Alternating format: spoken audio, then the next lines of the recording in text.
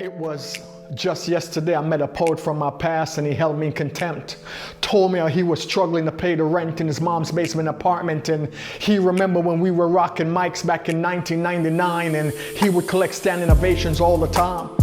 He reminded me that he was on this scene way before my genesis, so he just doesn't understand my metamorphosis. He said he's just as, if not more talented, so how come he ain't rocking college campuses? He asks, how come he ain't rocking corporate offices? He said, even though he's still living with his mom, he hasn't lost his gift of speech, but he heard that my gift bought me a crib out in West Palm Beach, and he went on my Facebook account and saw more international fans than he could count.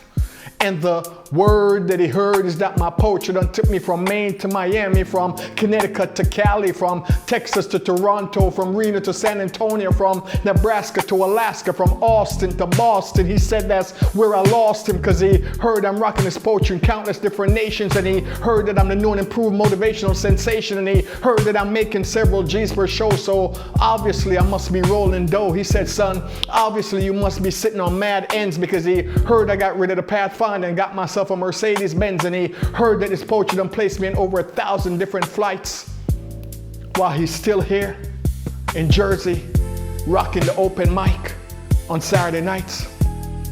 He said, that's the thing about life, son. Sometimes it just really suck, but I ain't mad at you, dog, because some cats got all the luck. I said, word? He said, that's what I heard.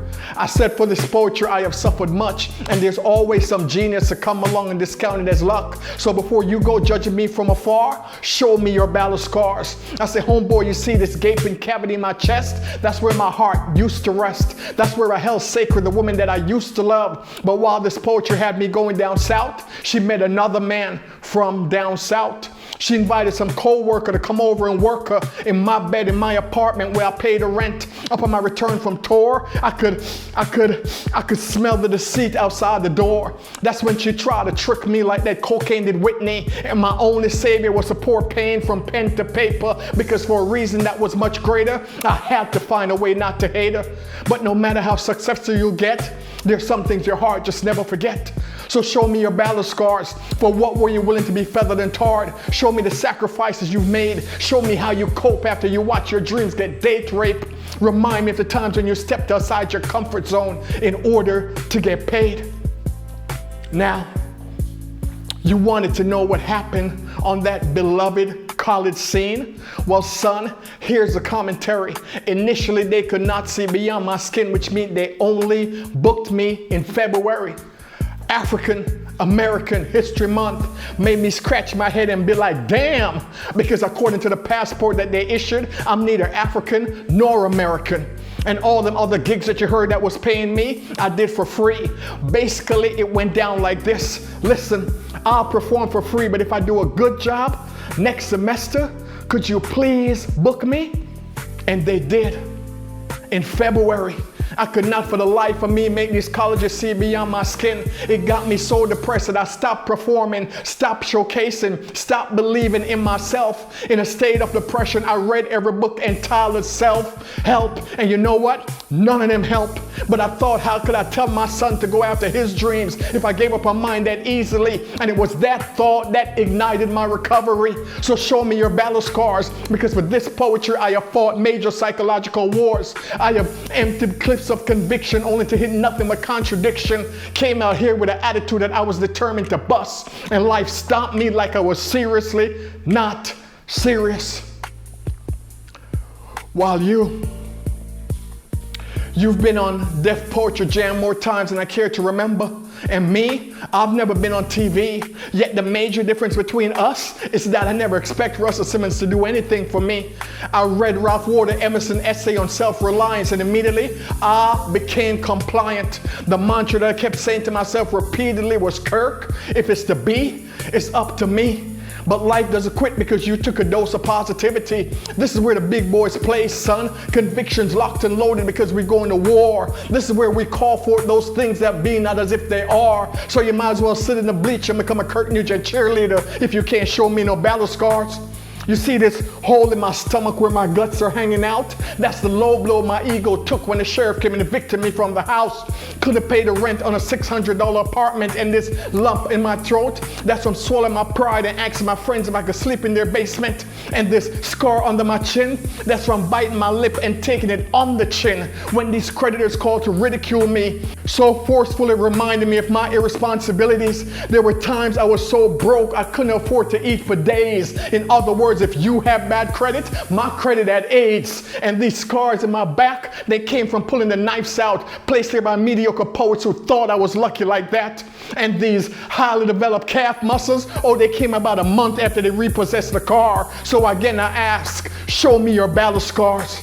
Let me see where for this dream life went upside your head with a crowbar. Remind me of the times when parents no longer spoke of you because you were nothing to speak of. Show me the emotional currency you've invested. Let me smell the salt of the tears reminding you that you've been tested. And when your dollars run dry, show me your sweat equity. Show me your declarative statement instructed life. Boy, you better not mess with me. Remind me of the times when they suspended your son from school simply because you could not pay the tuition. Tell me again how it was rumored that you were on drugs constantly because you knew that you came here to be something more than someone else's employee. Come a little closer, let me have a look at your heart. Whisper in my ear, tell me what you avowed. Remind me of the times when your head was bloody but unbowed. Show me your battle scars, but don't you dare tell me how fortunate you think the successful are. Remind me of the times when you walk the streets of Brooklyn, selling your books door to door, business to business. Remind me of the times when you got on the phone and called over 400 colleges. Tell me how you got your foot in the door after they all told you, we never heard of you. Kirk, Nugent, don't call here no more. And if you thought that you felt badly because white colleges only booked you in February, never in the spring or fall, let me know how you feel after 10 years on this market, only to realize that black colleges don't book you at all. Show me your battle scars. The idea of the perpetual victim, it is sickening. Life is a self-fulfilling prophecy. So if you ever hope to one day embrace the sunshine, then you must take the time to redefine your headlines. And you see that when it comes to life, there's only one guideline. Regardless of how negative your situation, you must find that plus sign. But your skin is unblemished, ego intact, not a single scar. So how can you expect victory when for your dreams you never had the courage to go to war? Ladies and gentlemen, you can always tell the mediocre among us they will live and die without battle scars. Today's poem is taken from Answer the Call, written by Kirk Nugent, the People's Poet, available on Amazon.